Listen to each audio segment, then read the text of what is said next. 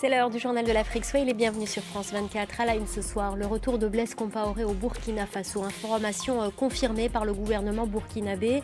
Il est attendu avant la fin de la semaine. Les détails avec notre correspondant à Ouagadougou, Abdoulaye Bari. La première rencontre entre Paul Kagame et Félix Tshisekedi depuis l'escalade de tensions entre la République démocratique du Congo et le Rwanda, des tensions liées à la recrudescence de violences dans l'est de la RDC. Les deux présidents se sont accordés sur une feuille de route pour apaiser leurs relations. Les détails dans ce journal. Ces arrestations en Guinée, plusieurs membres du Front National pour la défense de la Constitution ont été violemment interpellés mardi par la police. Une arrestation suite à des déclarations visant le Parlement de transition et la justice. On sera à Conakry dans ce journal.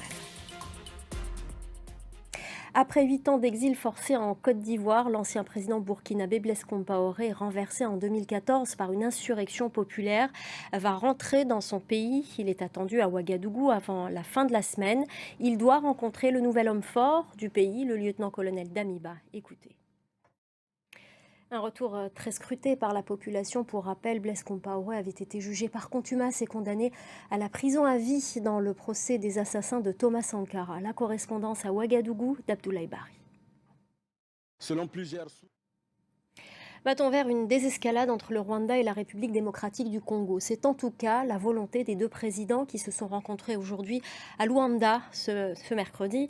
Paul Kagame et Félix Tshisekedi ont entamé des entretiens dans le cadre d'une médiation conduite par l'Angola.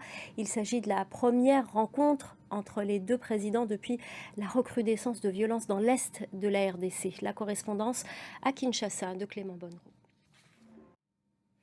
Cette arrestation musclée en Guinée, plusieurs membres du Front National pour la défense de la Constitution ont été violemment interpellés mardi par la police à Conakry.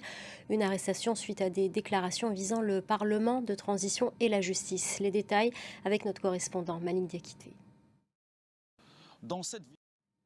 Ces attaques au Niger, à peine un peu plus d'une semaine après le passage du président Mohamed Bazoum, la région de Difa est de nouveau ciblée. Dimanche puis lundi, plusieurs dizaines de membres de Boko Haram ont attaqué des groupes de soldats nigériens. On fait le point avec notre correspondant à Niamey, Harold Girard.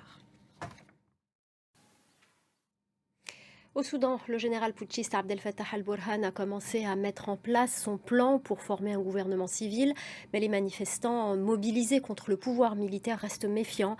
Ils appellent à maintenir la pression. Serine Bey. Ces Soudanaises ont... On en vient à l'hommage national rendu aux 21 jeunes morts il y a 10 jours dans la taverne d'Eni-Obeni, près d'East London, en Afrique du Sud.